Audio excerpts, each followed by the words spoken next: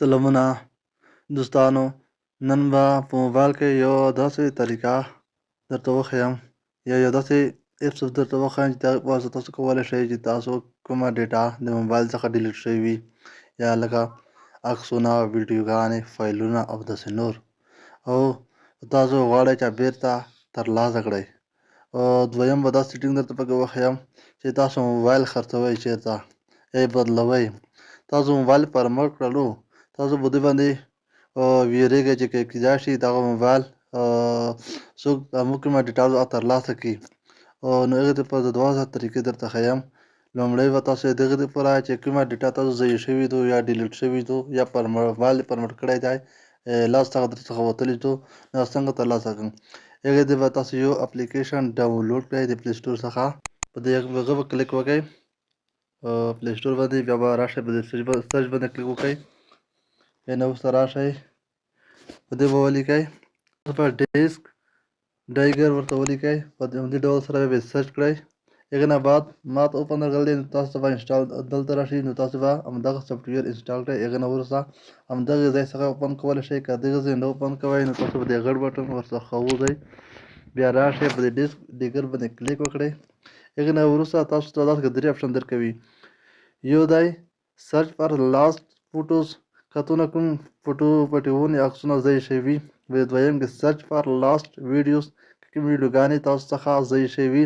په دې دریم کې سرچ فار ادر فایلز، که نور داسې فایلونه وي، مثال لکه ډاکومنټس وي، اسناد کوم دا شی وي درڅخه شوی وي، ډیلیټ شوی، فارمټ شوی، هم کولی شئ ترلاسه کړئ.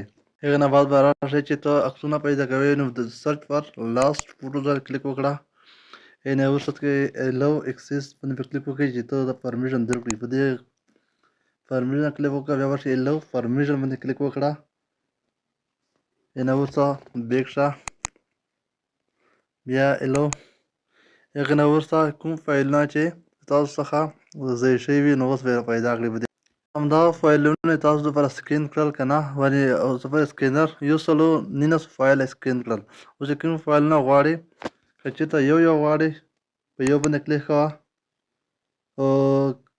یو انتخابوه چې څه کوم فایلونه پکار وي. ته کولی شې ټول یو انتخاب کړه. غواړې نه چې څومره سکین شول نو ټول فایلونه ترلاسه کوم، بیا به راشئ په دغې درو نقطو به کلیک وکړئ، بیا به سلیکټ آل کړئ.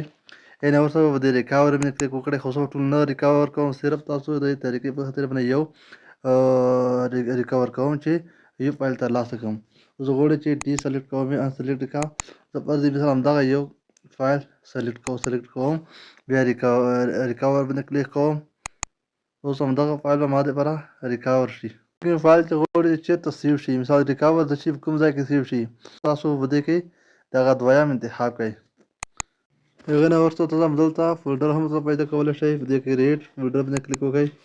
دلته فولډر ته نوم ورکړئ. پر مثال زه نوم ورکوم، مثال همدا شی یو نوم ورکړو، بیا دا اوکې کوم. همدغه فایل کې به ما دپاره یوز دیس فولډر، په دغه فولډر کې دا کوم فایل چې دی راته سیو کړه.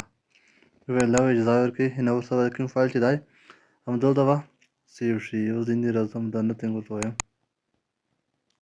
هغه فایل به چې کوم فولډر مو انتخاب کړو، په هغه فولډر کې به سیو شوی وي. که ګیلري نه هم کتلی شئ، نو د غړ بټن به ووځئ، ګیلري به خلاصه کړئ، هغه فایل همدلته راغلی دی، تاسو یې کتلی شئ. او په همدې ډول سره تاسو ویډیو او نور فایلونه هم ریکور کولی شئ. دویمه طریقه مې درته ښیله، تاسو چې کله موبایل یا خرڅوئ یا یو چا ته یې ورکوئ که نه، او یا یې ورسره بدلوئ، نو تاسو به لومړی خپل موبایل فارمټ کړئ. کله مو چې فارمټ کړو، هغې نه وروسته به تاسو یو دوه عکسونه پکې یا داسې څه شي نه یو دوه عکسونه وباسئ، هغه به ګیلري ته سیو شي. نو چې کله ګیلري ته ولاړ، هغې نه وروسته که ته دغه موبایل چاته ور هم کړې، دی به ریکور کوي. صرف هغه لکه د اخري لاست ډیټا چې دو، هغه به دی ته لومړی ورغلي وي. چې کوم دوه عکسونه دي دا به ورته ریکور کوي، یا باقي مانده اتېره ډیټا چې کومه ستا پکې وي هغه به دی ته نه شو کوي. نو همدغه څنګه کولی شو چې موبایل کې عکسونه، ویډیوګانې او داسې نور فایلونه ډیلیټ شوي وي یا فارمټ شوي وي بېرته ریکور کړو. که ویډیو درته ګټوره وه نو لایک یې کړئ، تبصره یا کمنټ وکړئ، او سبسکرایب هم هېر نه کړئ. که کومه پوښتنه لرئ لاندې کمنټ سیکشن کې ولیکئ، خامخا به ځواب درکړم. تر بلې ویډیو پورې په خیر.